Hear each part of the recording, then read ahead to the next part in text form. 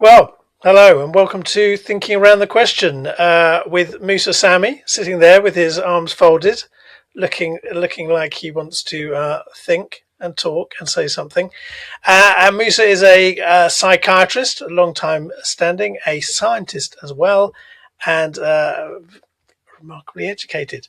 And he's going to be talking about whatever he talks about. And I'm Jonathan. I'm a social anthropologist, and I just ask people lots of questions, mostly during the day, and it kind of gets me by. And that's what we're going to do. We're going to be discussing stuff, and we're going to be looking stuff, and we probably won't come to any conclusions, but I think that's for the better. I think that's a lot for the better. We've discussed it. We don't really want conclusions, but we might do. We'll see what happens. So let's kick off. Musa, how are you doing? I'm all right. I hear you're coming back from Morocco. I went on holiday. I went. I really, really, really needed a holiday. I thought, because I'm a slight hypochondriac, but I thought I had a neurological disorder before I went away. And then at the airport, I was convinced I was having a stroke. So I went and bought some aspirin. And within 24 hours of being on holiday, all the symptoms are gone. I think I was Just went just away. stressed. Yeah, gone. Good. So I saw the sun, which I believe no one else in the UK has seen recently. And I saw the sun, I saw the sea, I met some lovely people. I travelled on my own, and it's a great way of seeing a place because you talk to people. Whereas if you're with someone, you're always, oh, should we go there? Mm. Should we go there? You're always Where having a discussion. where This were you gave in me space. Morocco? I flew into Agadir, and then I went Mm. up the coast a bit to a sort of surf resort. But I don't surf. Maybe next year I'll hit the board. Okay. Yeah, it's great. Have Okay. you ever been? I haven't. I've been to Spain. I've been to Africa. Lots of different places in Africa. Morocco is the one place I haven't gone, but I've got to go next time. Maybe I'll give you a call, get some tips from you. Yeah, well, let's Um. go. Let's go on holiday. Yeah. Yeah. Yeah. Maybe we should do one of these podcasts from Morocco or From Morocco. I Algiers. think Or that yeah. sounds perfect. Yeah, I All like right. that. Look. The thing is, this week, actually, I had this rather interesting dilemma. It's a very, very standard experience, but it folded out into something really interesting. So basically, what happened? I saw a patient. Um, I won't give too much information away, but young male patient. He's trying to have a child. Um, I've tried him on an antidepressant, which didn't work. And so he wanted to see me rather angrily. Oh, yeah, I'm probably overplaying that a little bit, but he was upset that the medication that I tried in the first instance hadn't worked, and let's try something else. Okay, so then in the middle of the conversation, I start talking to him about, well, have we tried this? Have we tried that? There's a flow chart. There's an algorithm to what I do. I know it very well. So I'm taking him through that, and then he comes out with, well, I'm trying to have a baby, and I've been reading up on some of this stuff. This sometimes happens where patients know a little bit more about something than I do, right? And he starts telling me, well, SSRIs. So we could talk about what they are: selective serotonin reuptake inhibitors. They are noted to be associated with poorer male fertility outcomes, poorer sperm quality, and so on and so forth.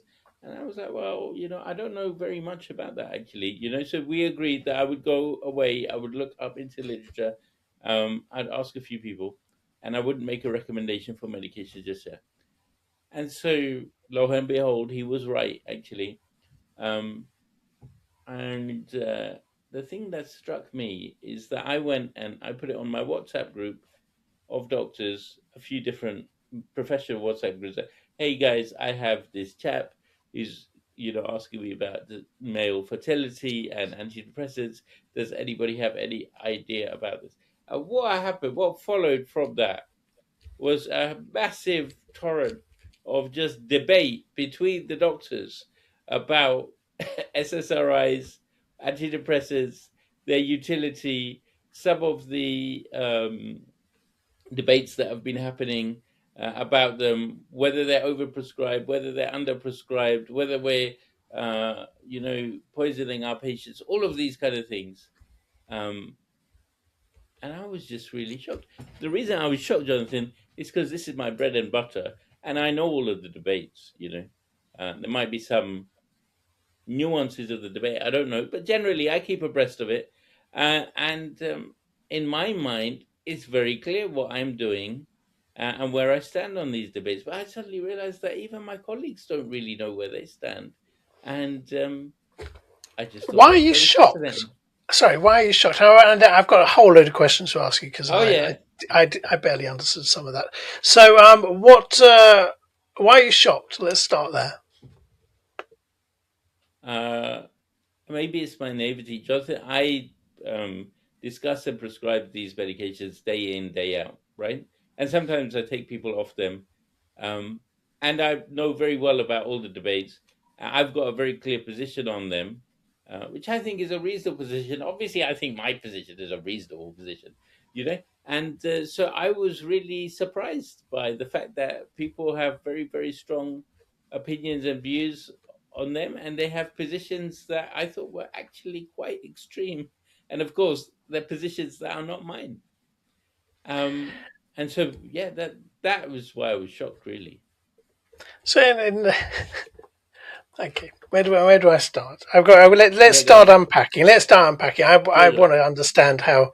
I mean, I think what we're going to go to is let's start to understand what this medicine is. Let's start to Hmm. understand what medicine is and prescribing is, and trying things out is in the world of medicine. I mean, that was a nice phrase. And then following flow charts and knowing what you're doing and other people not knowing what they're doing, and then learning communities of doctors on WhatsApp, some of them having more extreme views than yourself, but no doubt feeling reasonable themselves. So let's start at the beginning. I've got lots of questions. What Yeah. what you came off with it very quickly? SSRRI. I can't even remember. Oh, come on. Take me through it. I You can never remember what they're called. SSRI. Okay. Selective S. serotonin Hang on. reuptake. Hang on. Okay. Yeah, Selective serotonin reuptake inhibitor. that's right. Okay. Why couldn't? Yeah. Okay. For a start, they could have called it something a bit more Let, snappy. let, let, But let, let me just explain very what is simply. going on? What's going on there? Yeah, very, very, very simply, right? You know the nerves, the brain and the spinal cord is all made up of nerves. That's a basic unit of biology of the brain, right? Yeah. And the magic of the brain, there's a lot going on. I'm not going to go through all of it. The magic of the brain is especially when the nerves connect, right? So one nerve connects to another nerve. In between those two nerves, this is a massive simplification, but in between those two nerves is a gap. That gap is called a synapse, right? In that synapse or in that gap, there are multiple chemical switches. You will have come across those chemical switches. They're called neurotransmitters, right? And we have heard, of the general neurotransmitters. There are serotonin, noradrenaline, dopamine. There's a few others, there's many others, but these are the ones we often hear about, right?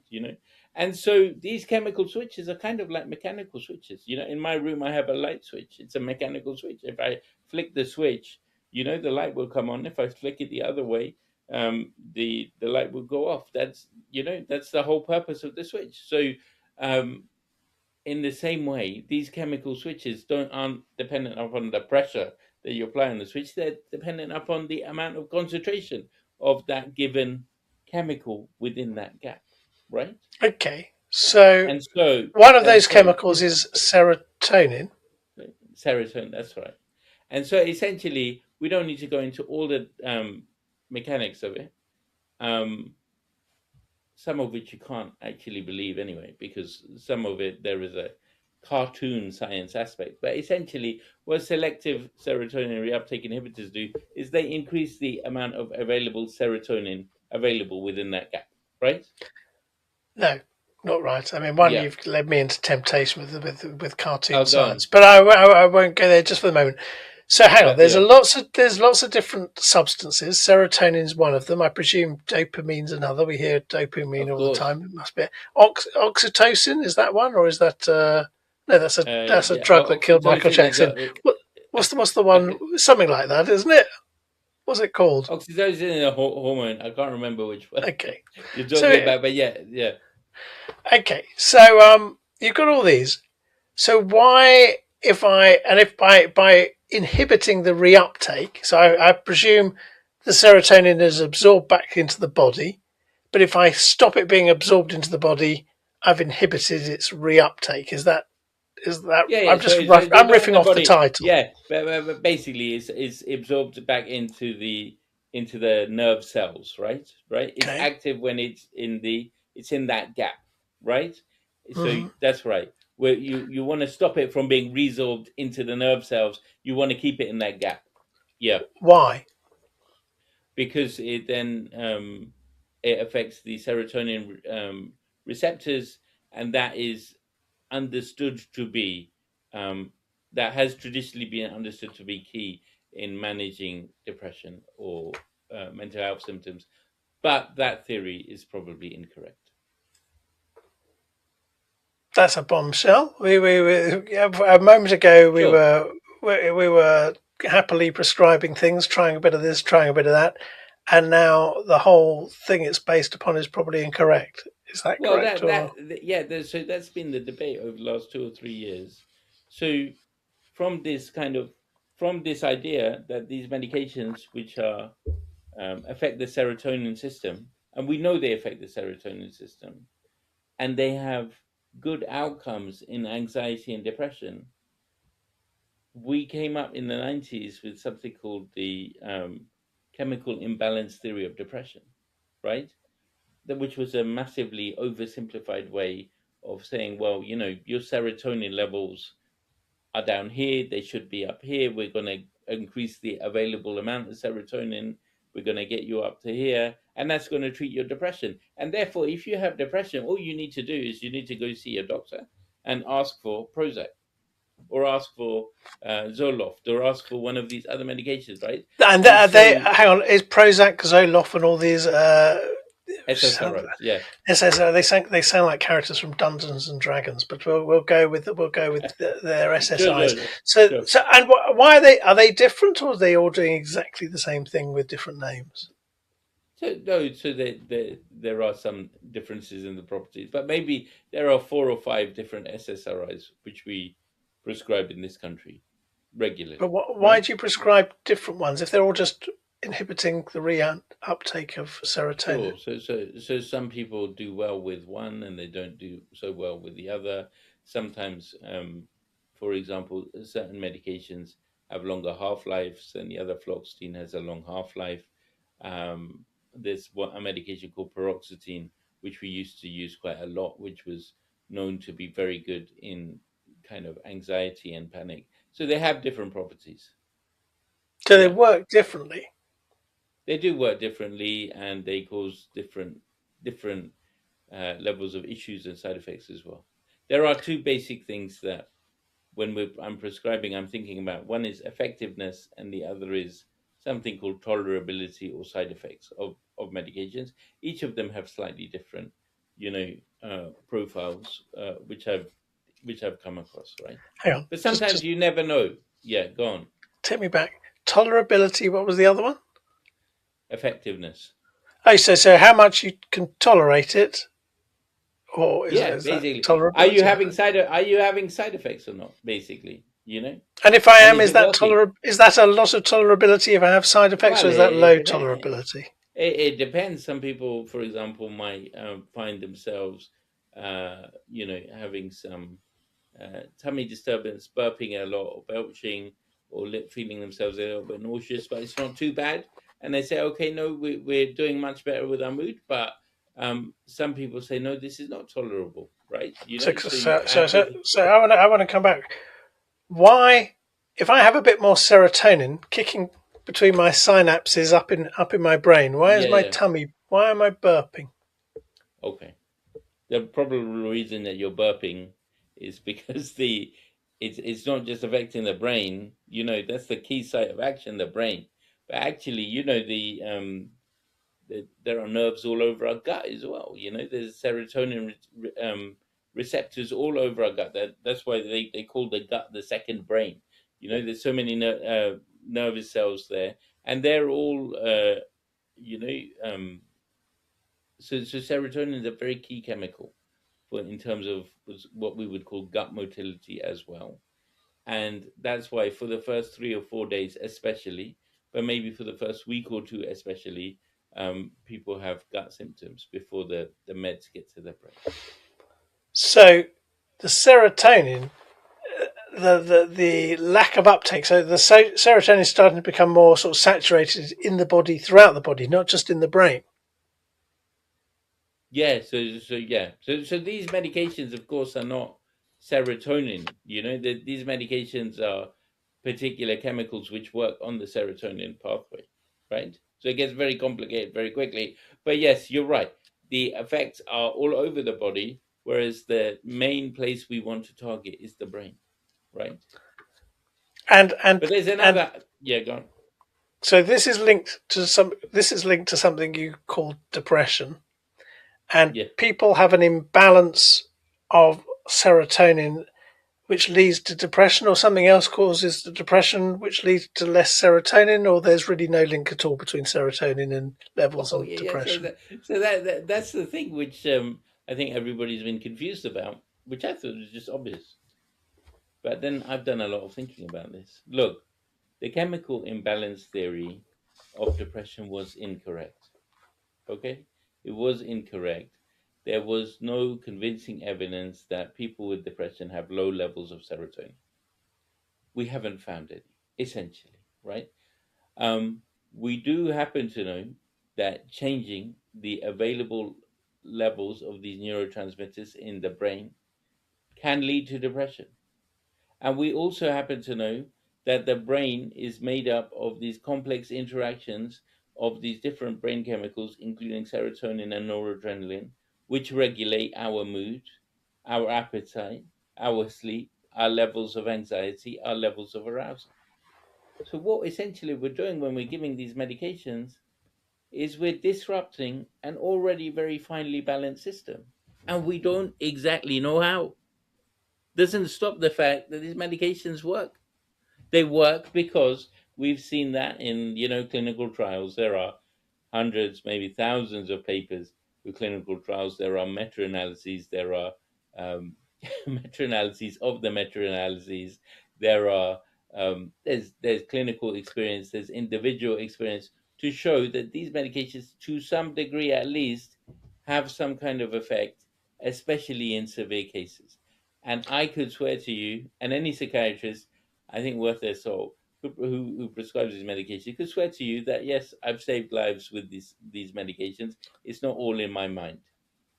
So So hang that's on, that's just the just paradox. just Yeah, just just because you use the word meta-analysis, I presume meta-analysis is where you do a study of other studies. Is that correct? absolutely. Yeah. Okay, You so pull data. Yeah, okay. So there's a lot of evidence that it's doing something, and that there's some sort of correlation between slowing down the uptake of serotonin in the body and people's symptoms, which were classified as depression, reducing. yeah, Is that yeah. right? I mean, there's lots of evidence that there's a correlation between or association, causative association between taking this medication and getting better. Basically, that's the key thing, isn't it? And what caused the serotonin to? Well, we're not sure. It's not whether We're not sure serotonin levels exactly, dropped. Jonathan. That's the point. We're not sure, and the reason for that is very simple. Is that the brain is, if anybody thinks about it, is in a cage called the skull, and it's very difficult to get at. And nature has determined that because it's probably our most prized real estate asset, and hence we can't just take bits out of it, chop it, biopsy it. We can't look at it under a microscope, and we can't do all these newfangled scans. If we do them, the resolution of them in terms of what we can see and how much we can see is very, very limited. So hang on, And so, yeah, I've just got a bit confused here. go on. There was no chemical imbalance in the first place. People didn't have lower serotonin levels, but when you created higher serotonin levels because you inhibited the reuptake of serotonin, uh, then these people started to feel better. Is that correct? So they didn't have low Sure. serotonin in the first place, but Sure. when you increased the serotonin level, they felt a bit better. So I think, Jonathan, in a way, because I've taken you through the history and how the argument was formulated, that's the reason why you're getting confused. Because actually, what it should be better to tell you is that biology is messy, science is messy. We don't have definite answers. So let's start with what we know. We know that these medications intervene in some systems. One is the serotonin system, another is the adrenaline system, which are involved in mood regulation. We know that. That's what these meds do. We don't know exactly how. We also know that those systems are extremely complex, finely tuned systems within the brain, right? So we know that this is a tool to disrupt that system. We also know when you give these medications, people get better. You can take the edge off anxiety. You can get people better. You can get them out of deep, dark, suicidal thoughts. We know that. Now, if what you're asking, Jonathan, and I've spent a long time, doing neuroscience, psychiatric health, and all of these things. If you're asking for a clear, you take this goes up, that improves this, and there's a clear line, and we're going to draw that through. No, we don't have that, Jonathan. We don't have that. We hardly know anything about the brain. In one millimeter cubed of brain, there are something like 100,000 nerve cells and 800,000 supporting cells. How do you think we don't even know how you generate a single thought? I mean, the amount that we don't know about the brain, Jonathan, is frightening. It is literally frightening, which is So, why I don't have any time for this cartoon science which gets paraded around, right? so in other Yeah, go on. words, you're Yeah, you're operating within a jungle of which you have limited knowledge. There's a few pathways which you can yeah, see cut yeah. into the jungle, but you're not quite sure where they lead. And sometimes you find yourself, as a profession, going down a pathway for 10 years and then realizing actually it's not leading where you think it is. And thus you end up with this thing, because certainly when I go to the doctor, I expect clarification. I expect clarity. I expect certainty. I've gone to the doctor for some Sure. certainty. I don't want to be left to my own sort of thinking on it, and I don't want to be left necessarily to the internet thinking on it. I want someone to tell me how it is. And what you're saying is, in the field of psychiatry, because the brain is so complicated, far more complicated than a kidney, which is pretty complicated as it is, Yeah, I imagine. absolutely. And blood, I know, is really complicated. It's not just these four groups, but the brain is a special case of complicated. So, in what you're kind of doing, well, I tell you what it reminds me of. It's Mm. almost like you're playing the brain tunes, and you're going, well, let's see if this tune works for you. Does this tune make you feel better? Okay, it's almost like these medicines are like little magic songs you've got that John, alter people's John, perceptions. Is absolutely. that is that what's going on? I have two analogies that I use with my patients, right? Hmm. Yeah, and and I ask them, do you want to talk about Formula One or do you want to talk about music? I don't know that much about either of them, but I take the analogy. Which one do you want to go with? For me, I'll go with music. I don't know much about Formula Music. One. All right. Okay. Well, so imagine you have a piano that is out of tune, right? And I think we all know that no out of tune piano, the fine tuning of a piano does not make a great piece of music. It's probably the score, the pianist, maybe the quality of the concert hall, the acoustics, the quality of the timbre itself in the piano. That makes a great piece of music. Fine tuning doesn't. But when you need to fine tune the piano, what do? You open up the back of the piano and you tighten and you loosen the wire, and then you press it the first time it's out of tune. You do your little bit of fine tuning, you press it again, it's even more out of tune. Sometimes it even sounds a bit worse. But you keep doing it before you get to that nice crisp note that you're after. And you're not going to make that great piece of music without the finely tuned piano, right? It's the same with these meds. The meds are not curing depression. I think these are really important to get across. The meds are not curing depression, they're fine tuning aspects of the brain, but you're not going to get the best performance of the brain unless sometimes you do the fine tuning. How can you And fine tune? so, How can you yeah, fine tune something you don't have an understanding of? Where understanding is so sure, limited.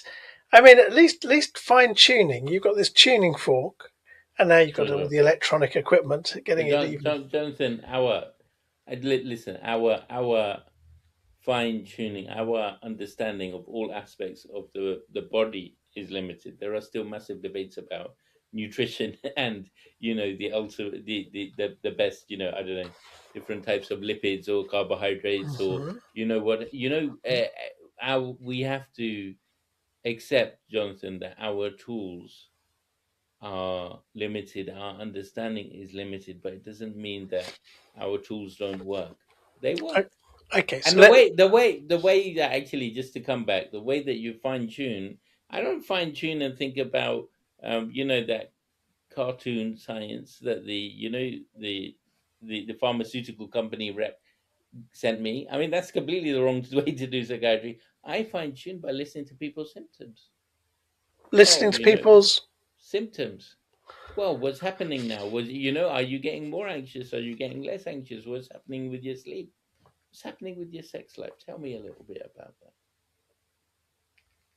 Slowly, slowly, you get an understanding whether people are getting worse, whether they're getting better, whether you're overdoing it, whether this medication is helping them, whether we need to up the dose, whether we need to switch things. And that's all the algorithm that I was talking about that's going on in the back of my mind. So hang on. Okay, so Yeah, there's a few things going on, and so one, this requires a fair deal of consultant, psychiatrist, patient time because they've got to keep visiting you to fine tune. They can't see you. I mean, a lot of people I know who are on it, absolutely. a lot of people I know on this, they were put on it 3 years ago and they've never seen a clinician since. Uh, Absolutely. That is, Jonathan, we might have discussed this before. That is the single problem, that of course this system needs proper interaction, time, discussion, not just for antidepressants, for ADHD meds, for antipsychotics, for all types of medication. The medication is a small part of the system. It's the titration and the understanding that's much more important. what's titration? Is it whether you increase or decrease the medication, getting the dose completely right. And you can only do that with understanding what's going on for the And how patient. regularly would you see someone to get that right? How long does it take for the medicine, the different dosage? Because these things don't Yeah, affect people overnight. They build absolutely. up and or reduce over weeks. How long does that take to get that? Sure. How what's the gap? So what I always tell my patients is that these medications are not. It's not cocaine. They're not happy pills. They won't make you feeling buzzing straight afterwards. The gap is usually, 4 to 6 weeks. Sometimes I get to know sooner. Within a week or two, whether this is the right medication, whether the dose is correct. Sometimes I have to work much faster. But generally, that's why I see people, maybe 6 weeks apart or so. You know so then I can take a more considered view as to whether the meds have been working or not. And if people don't go back and don't have that thing, because I can think of many people where that the doctors just prescribe them something and they're on it years later. Yeah. What is is that a problem or is that not a problem? No, it's a massive problem. Jonathan, Because there are 8.5 million people on SSRI and similar medication in in this the country. UK, eight and a Yeah. half So million. That's more yes, than so 10%. That's it was 12%, according to the WhatsApp chat that was blowing up last night. And so there were all these doctors asking, "What exactly are we doing?" And I think that's a great question to ask. The other thing is, I've just told you half of the story, that these medications um, are a tool but not a cure. The other half of the story is the brain is not a rock that you just drip medication into and it won't change. The brain will also change. The brain is always changing. If you are dripping it, which is essentially what you're doing when you're taking a tablet a day, a chemical into the brain each day, the brain will eventually work out ways to downregulate that or get around that. Now, I don't know exactly how that happens, Jonathan. That's another one of the great mysteries of neuroscience. But I do know that my patients keep telling me that this dose that worked with me before is not touching the sides now, and now I need to go up So, and so up. the Right. so the brain adjusts, and your tolerance levels, just like alcohol, just like So cannabis, just like yeah, most yeah, most drugs, absolutely. you need to start taking more and more and more and more. Sure, sure, sure. I would say that it's not as dangerous as it is with obviously alcohol or other recreational substances. But obviously, I wouldn't want people on these medications ideally for longer than a year or two. And I think that we've done a great disservice by just leaving people on these meds. And what on your WhatsApp group did it come out? What the average length of time people were on this medication was for? Or we might want to break down. There might Okay. be a whole load of short timers, but there might be a massive bulk of Yeah, long yeah. term. I, I think actually in that debate, I haven't checked the provenance of these statistics, but I trust them. They were saying that of that 8.5 million people, about half of them have been on these meds for longer than 2 years. And you have to really worry about that, right? You have to wonder about why are people on these meds for a long period of time. If it is, as I'm saying to you, Jonathan, this is kind of fine tuning rather than correcting some chemical imbalance. You know, why do you need to have people? In fact, sometimes, Jonathan, I see people who have been on these meds for 20, 30 years, sometimes 15 years. And in fact, I often see people who have been on these meds for this long and they never needed to be. And that's where so I accept the argument that people make, like I think Joanna Moncrieff and others, Mark Horowitz, and there are many others, you know, about big bad pharma.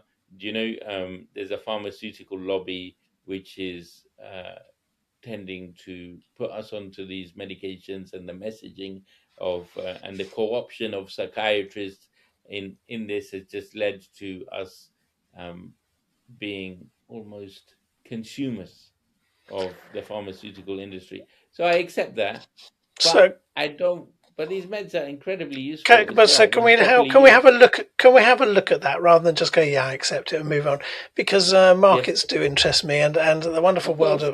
of capitalism and sales fascinates me, and and of course we know how it works because we are all consumers and we are all purchasers in the world. So we understand how we are influenced by this stuff, and we Mm, understand how we have ended up. And if I look around this house, I mean, I always think when I moved back into this place in 2010, it was empty. There was nothing in here, and now I can hardly move for stuff. Now, why have I got that stuff? Is it it made sense at the time, huh? But it doesn't necessarily make sense. Uh, and this podcast has led to more stuff like this microphone and these headphones. Stuff. There's something about selling stuff. And then when I do work with these companies, when they have a product or a service which becomes dependent, of which I now need. So mm, I don't have a map book anymore. I'm dependent on Google Maps. I don't have a book anymore. I don't quite know how to follow directions anymore.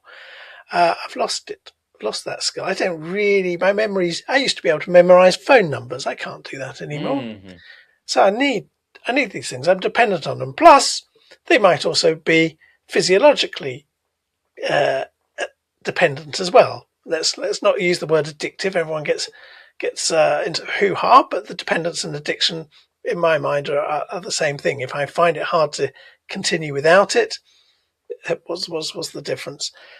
And so you have a medicine which is being sold. It's not a social product where people are just saying, "Oh, look, this will help." We're making no money from this whatsoever. No, there's investments going into research, and there's profits, and there's shareholders, and there's boards of directors and there's lifestyles, there's Ferraris and Lamborghinis at the top end, there's swimming pools, there's villas, there's second and third homes, there's the lifestyle. This is part of it. And somewhere further down the chain, there's those jobbing salespeople who are on targets. They're on targets and they're on commissions.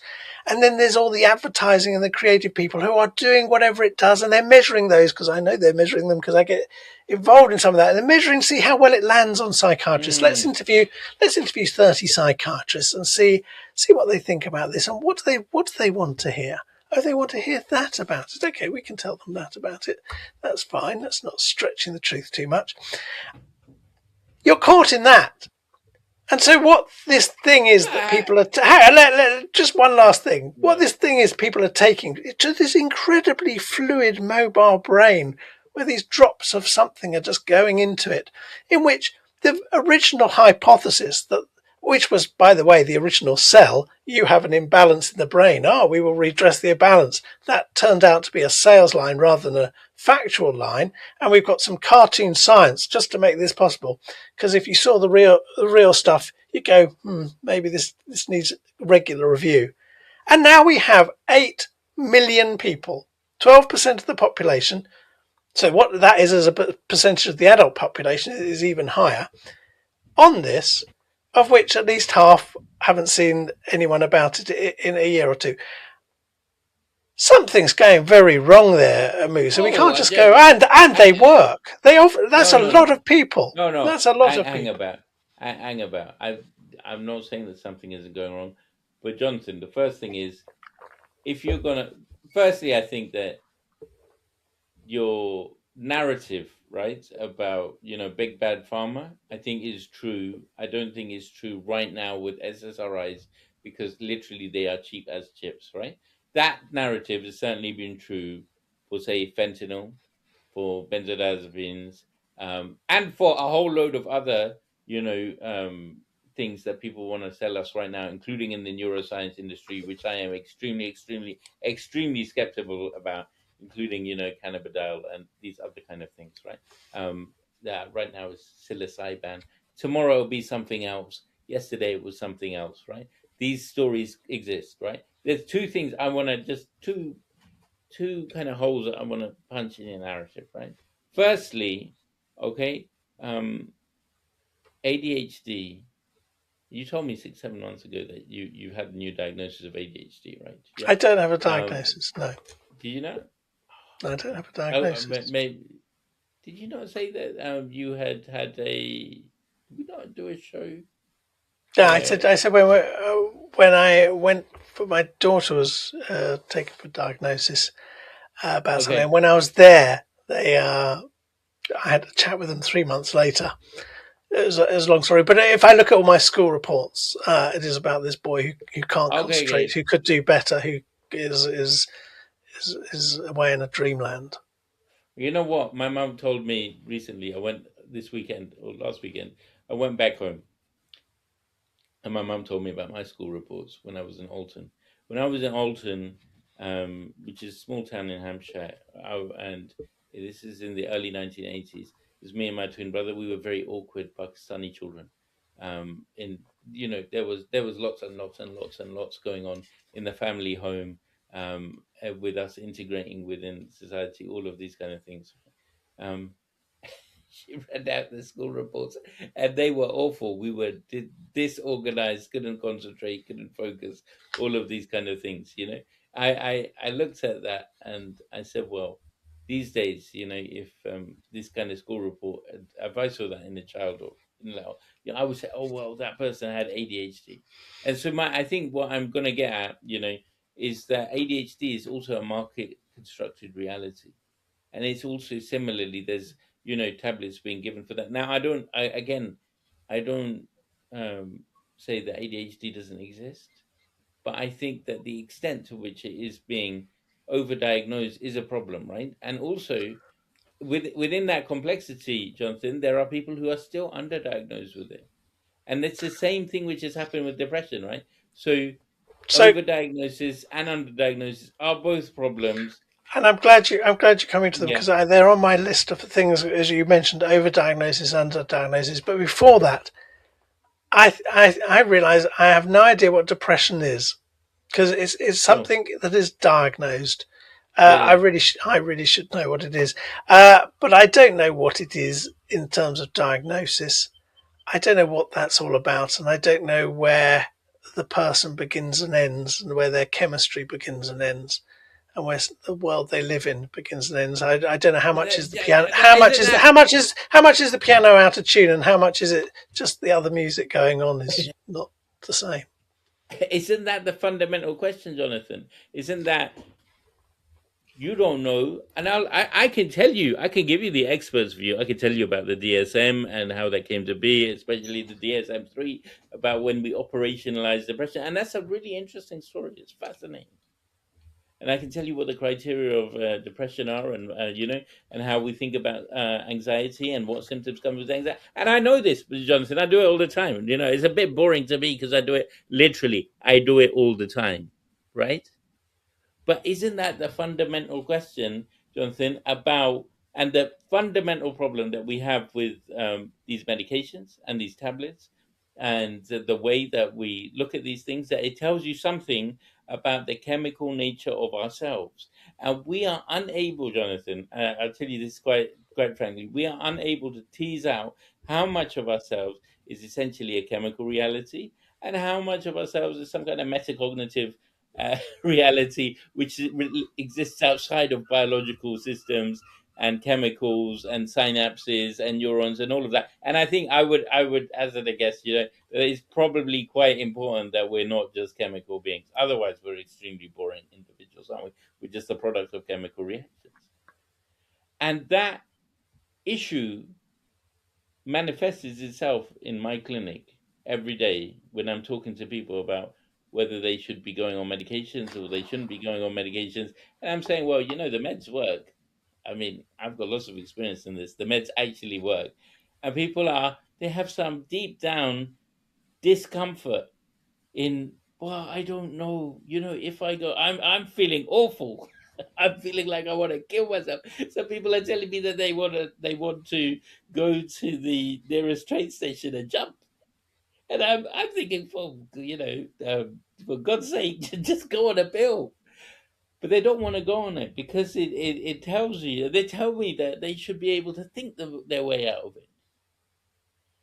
And then I Okay, have to come up so with, so we're yeah, so we're gonna have to dig in to the thing you say you do all day because I think it's rather important, and these okay, are, sure, yeah.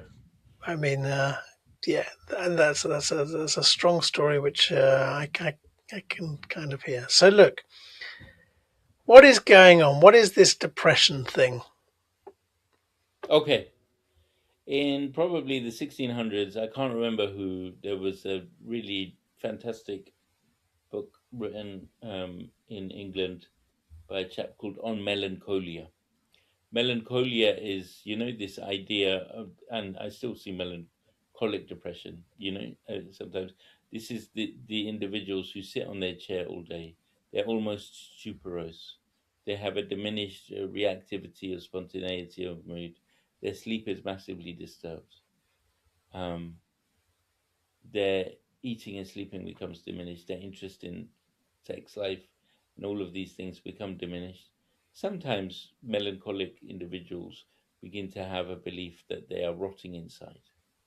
They believe that they are rotting away. There's a profound kind of guilt. Sometimes, I sometimes tell my patients about this, is that being low about being low. This is, yeah, okay, that this melancholic depression is, or melancholy, is often thought to be a depression arising from within oneself through, through essentially the chemicals. So, it's often thought to be not a reactive depression to a kind of life stress, but it is an illness arising from within the body.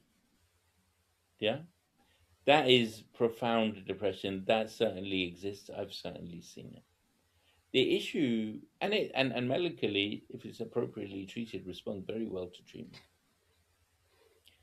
The issue with every single mental disorder is that when you see it in its extreme phases, it's very obvious as a disorder. It also actually tends to be responsive as a disorder to biological treatments. As it gets less and less extreme and more towards the midline, then defining it becomes that much more difficult. And so depression currently is defined, within the uh, ICD or the DSM, which are sometimes referred to as, I don't like this particular term, but they're referred to as the Bibles of psychiatry. They're the categorization manuals. You could look them up. We're on the 11th iteration of the ICD or the fifth iteration of the DSM at the moment. Yeah. And it's a sadness or a feeling of low mood or a lack of enjoyment of activities um, for all of the day, almost every day for I think at least 2 weeks, right? Yeah. um, and then there have to be 5 or 6 other symptoms, including sort of anxiety, guilt, some of the biological symptoms, sleep disturbance that I've told you about. Yeah. And so when you get all of these things together, you get what is now called depression. But depression is essentially amalgamated issue of, melancholia, this deep endogenous depression, a kind of depression that you get with in a condition called bipolar disorder, which can sometimes present very similarly. The kind of grief that people get when they lose a loved one, or when they have, lose the job that they wanted to get, or when they lose, a relationship, or a difficult breakup, and when it goes on for a particular period, that has also now been subsumed into depression. So depression has become this kind of one word, clinical depression or major depressive disorder, for a whole range of different life experiences, some of which are clearly related to illness, and some of which are related to the difficulty or the existential stress that comes with life. But you're telling me that Yeah, in this whole range of different depressions, which come from a whole range of different circumstances and relationships with the world and relationships with the self in the world and existential processing and an emotional processing and historic processing, yeah, yeah. that there is this drug that deals with it all. Justin, that's not what I'm telling you. That's what the pharmaceutical companies have been.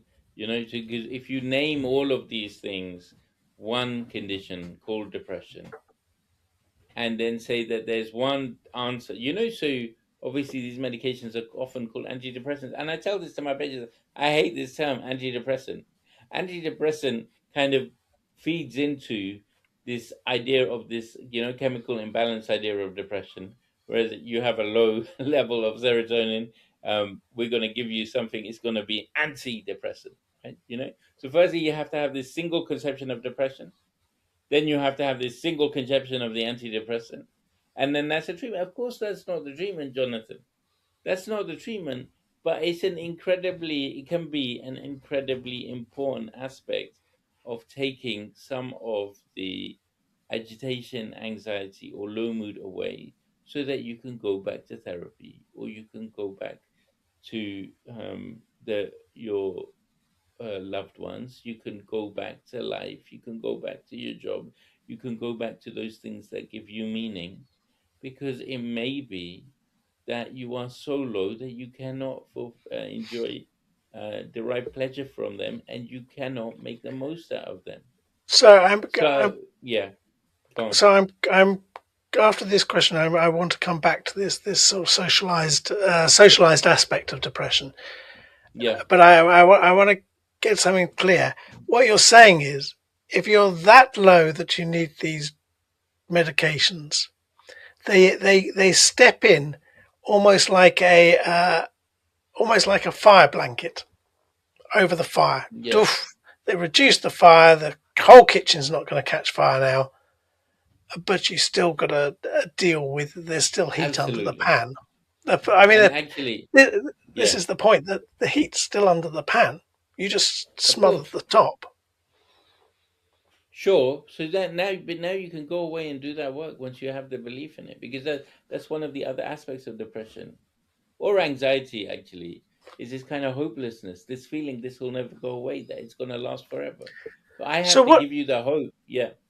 what is this work? I mean, surely what you're saying is anyone who's given this medication, one should be seen every 6 weeks, and we should titrate, and everything should be held tightly.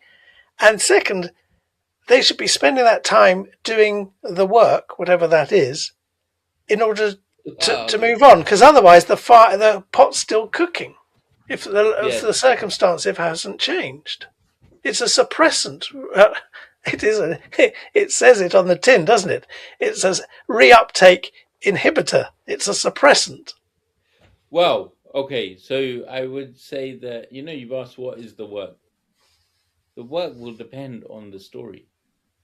I can't tell you I can't tell you what the work is. Of course, we can send you to therapy, and we can think about, difficulties that you may have had, adversities in childhood. There may be some traumas that need to be addressed. That tends to be clear. Sometimes the work is just reimagining your life, thinking, hang about, so what happens if I lose that job? Why does that define me?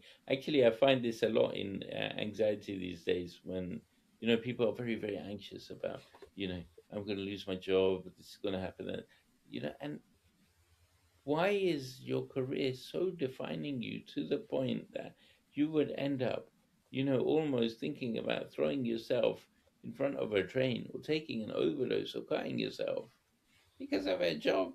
It's not worth it. In fact, sometimes actually it's very funny, especially difficult breakups, when I'm talking about them. I especially when I'm speaking to young ladies, I just have to tell them that no man is worth it for you to be feeling like this. They kind of all laugh, and and they know it's true, right? But it's difficult to that emotional rupture, to be able to deal with it without it, in some sense, being nursed, without, in some sense, having to the space, the ability to talk through it, for it to be acknowledged, to be understood, for every individual to understand that they are capable of, it sounds like a cliche, but of love, and being loved, and deserving of love. That's very important. That's the work. But yeah, and we have 8.5 million people on this in this country alone Yeah. on it, which is suggesting to me maybe that stuff's not out there. And I Well, I'm not it's sure not. It's not out there. Yeah. how many of them just need some blithe sort of reassurance, so it's all right, you'll get over him, love, and how many actually need a therapy out of the 8 million? I mean, this is a big number. I'm surprised this isn't a sort of a national scandal. This is 12% of the population, higher if we make it the adult population. So we're possibly, yeah, what are we guessing? 15, 20%, without regular checkups, without referral on to other things, without any sense of cure, just biding time. And of course, the reassurance is the cheap option. It's the quick, easy, cheap option, and it puts it back on the person that if they don't get better, something is therefore wrong with them. And yet, what you're talking about is relationships and fluidity. The fluidity you mentioned before, you drip stuff into the brain, Mm. the brain will start to change. When you drip stuff into the life, it starts to change.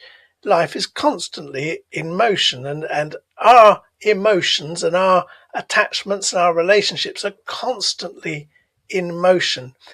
And how we understand them is sometimes complementary and sometimes in enormous tension.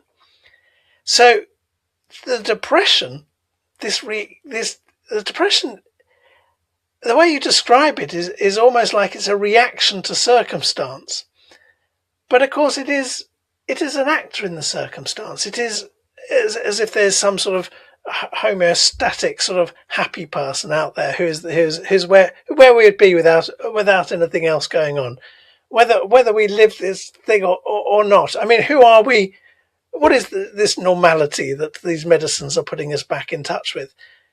None of it really makes sense, and none of it has the economy or the time to come back to the social and to come back to What providing if that love and what, validation. what if I told you, Jonathan, that there's 8 million, 8.5 million people on antidepressants. Some of them, are my patients. Some of them, and those that are my patients, absolutely need to be on the medication. But if I told you that, look, the 8.5 million, that's the cheap option. Mm. Actually, Jonathan, that is the cheap option. It is cheap. And that's not just the cheaper option, it is the easier option. Because, one of the things that I've understood as a psychiatrist, and one of the reasons why I'm doing this podcast uh, about thinking around the question, is that people really don't want to ask difficult questions. They really don't want to ask difficult questions of themselves and of society. It is easier to turn up to your GP and get on an SSRI than talk about the really difficult aspects, for example, of how we let down people with autistic spectrum disorder in this country. That's fine. Just give them a bit of fluoxetine. That's all right. Or how, some difficult traumas or abuses have come to occur. Or what it is like to be the son or the daughter of a mother who was an alcoholic. It's easier to just give a pill, or to be the anxiogenic kind of nature of our careers and our professions. And why is it so important, for example, that I need to be working on that draft of that document and be getting it in without spelling mistakes and perfect punctuation at 11:30 at night and being micromanaged, right? And so we don't want to talk about these things. So what has happened as a side effect of that, as a proxy, um, is you've ended up putting 8.5 million people in on these medications. And so in a sense, each one of those, prescriptions that is written is a kind of metaphor for what has gone on wrong in society. Of course, that's being massively simplistic, but it is important to So think what about. Yeah, go on. I mean, what you're saying is far deeper Mm. than the story about medicine. It's saying the the diagnosis going on is actually who we are as a society and how we're living, and that the fact that this is a solution to how we're living, or No, no, we are. a side effect of how we're living is that people have this thing where they get very low or anxious. They have this thing because as a side effect of how we live. So we are I think, the sixth richest economy in the world. I think, I might get that wrong. Yeah. Why have we got so many depressed people? We are richer than, maybe 150, 180 other societies or countries around the world. But still, and then you have obviously the other side of it, where, oh well, none of this really exists. Depression, anxiety, it's all just made up. It's all just snowflakes. In my day, we used to just get on it. Well, that's not true. I mean, I spend my whole time just interviewing and discussing. There's real distress, and if we are unable to pick up the real signs of distress in this country, then that's worrying, isn't it? Maybe the fact that we're unable to pick up those signs is the reason why there is so much distress. I mean, suicides happen, homicides happen by people with mental health disorders. Terrible things happen when mental health is not taken seriously. It's rare. I know it's rare, but it happens. Um, and what we're not doing is we're not having the deeper conversations about why things have gone this way. I'll tell you a small quote, just to end this. Right, I keep coming back to this. As you know, I'm a practicing Muslim. It's the month of Ramadan. The sayings of the Prophet Muhammad are called hadith. They're very important to Muslims, right? There's one hadith that I keep coming across, right? Whenever I open the book of hadith to read them, it always opens at this page. Maybe the book is just folded like that. I don't know, right? Yeah. The hadith says that the end of times, or the later times, will come when a man walks past a grave, and he will say that, I wish I was in that grave. And he won't say this because he wishes to be nearer to God or because of his religious values, but he will say it because of his low mood and misfortune.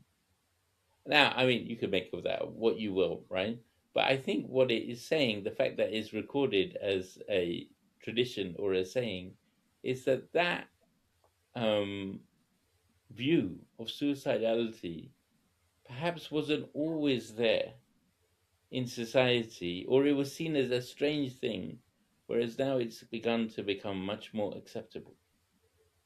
It's much more acceptable to feel suicidal now. And I think that is, you could say that, well, we haven't recorded all incidents, we don't have all the data of what was happening 1500 years ago in Arabia, and I'll agree with you. But I think it is something worrying that, self-termination, I mean, we could do a whole different discussion on this. Durkheim talks about what suicide actually means, right? But it is worrying that it has become an acceptable response to the pressures of society and where we are now. Yes, and I suppose what you're asking us to do is to look at ourselves as a society rather than look at it as individuals with a disorder. Because that's when you start becoming just a chemical unit, an individualized chemical unit, which responds to individualized chemical tablets. That has nothing to do with the society. That's just a bug on a plant. It's a bit of mold, a bit of fungus that needs some spray. But the plant has got roots, and the plant has got the air around it, and something is very amiss if we have 12% of the population needing some sort of chemical intervention. That's quite shocking. Look, we've talked long about it. It's given me a lot of food for thought. We shall talk more. I think it's a very interesting perspective you're coming from. So thank you, Musa. It's been very good. Fantastic. Thank you very much, Jonathan. I was a bit puzzled by all the debate that was happening in that WhatsApp group, and I think this has given me a good opportunity to kind of discuss it and kind of clear my ventilate. I think so. Maybe you could just take a pill. You don't have to read it. Oh, look, the cats join me. There you go. Hang on. Till next time, Jonathan. Thank you. Till next time. Sorry, the cat is about to jump on the keyboard and end the call. You can just about see it. All right. Bye. See you later, Musa. See ya. Bye.